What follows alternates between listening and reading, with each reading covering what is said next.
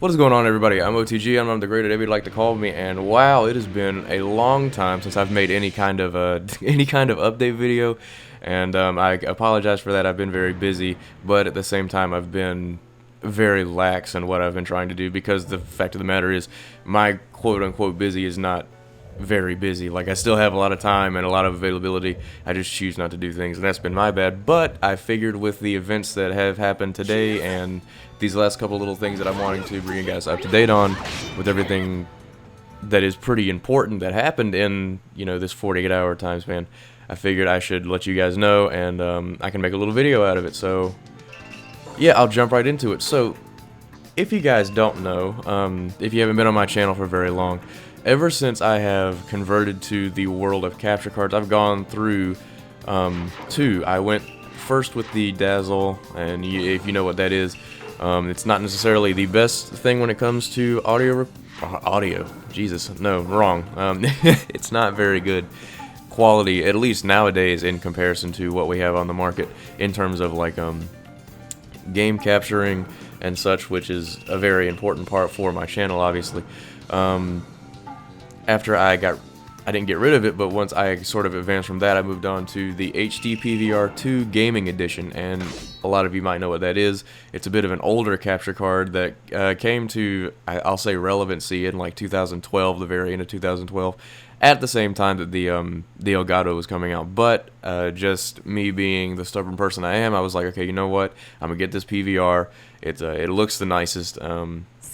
Looks the most professional, at least it did at the time to me, so I've made that purchase, and I've been using that until literally this year.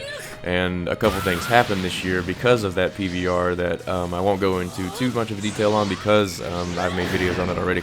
But to give you the short end, basically the PVR, and for some reason the drivers it has, I still do not know to this day what caused it, but for some reason the fact that the PVR was plugged into my computer, it caused my computer to not boot Windows, and because of that, I was forced to basically reset my computer and push everything back to a factory reset, which set my channel back literally months, and that was horrible because I was putting a lot of work into projects, and that just kind of killed the drive I had for it, and I hate that it did, but that's just the way things go, and it's horrible, but whatever. The reason I'm bringing this story up is because this past Thursday, I was on Amazon, and I came across a pretty good deal on a couple of products. I'll let you know what the products are.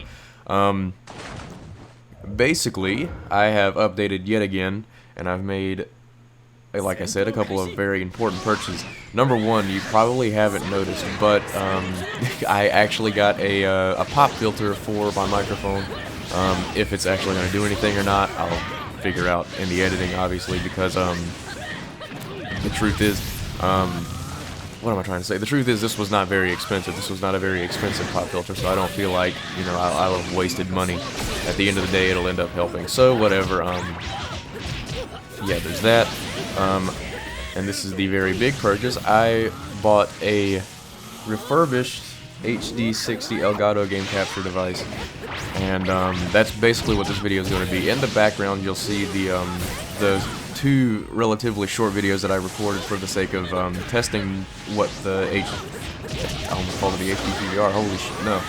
To basically test what the HD60 can do, and for people who know about the Elgato, you'll probably be asking, well, how are you playing Naruto? Because it's a PS3 game. The HD60 shouldn't be able to capture PS3 games because of the HDCP and all that. And that's where my third kind of smaller purchase came into play. I bought myself a where's the box so I can read you the exact brand. I bought an HDMI 1 to 2 splitter. I'll put a picture of that up on the screen so you know what to actually look at.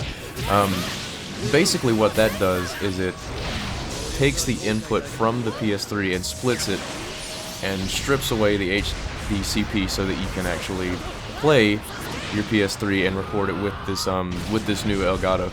And I can say right now, I looked at the footage before recording this, and I'm honestly very, very impressed with the quality that it's outputting.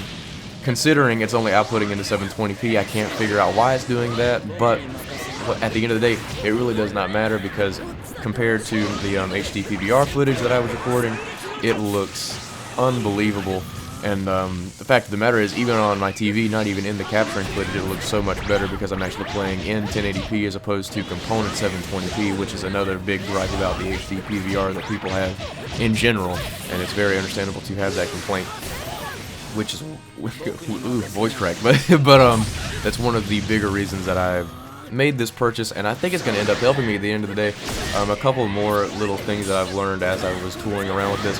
Unfortunately, this purchase has brought it to my attention that not because of the Elgato or any capturing device that I've used, but because of my at this point my very slightly outdated computer does not have the capability to live cam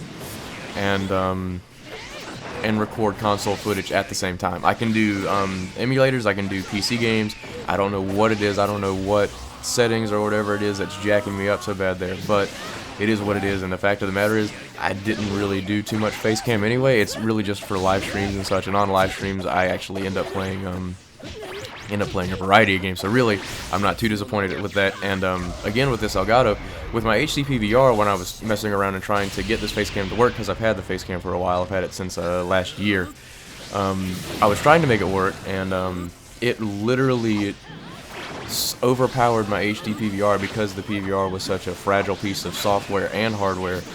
It made it so, like, even if I would turn the webcam off after trying to use it, it would just ruin the recordings and make it all unbearable. The Elgato, thankfully, two things: doesn't have near as much problem with working with it. It's still not workable. I don't want to output it out there or anything, but it's definitely less laggy, I'll say, and it is also it also actually recovers, so I don't have to reboot my computer every time I want to record something on the facecam. So that's obviously big ups to that, and I'll give it a little bit more time before I come out and straight up say, oh, you know, I give this a 7.5 out of 10 or whatever. But I'm definitely happy as of right now, and I think I'm going to live stream or do something just for the sake of using this wonderful piece of hardware that I have now. And I will hopefully catch you guys on the flip side, and I will see you next time. Look forward to sort of updated video footage, and I will talk to you guys next time. Later.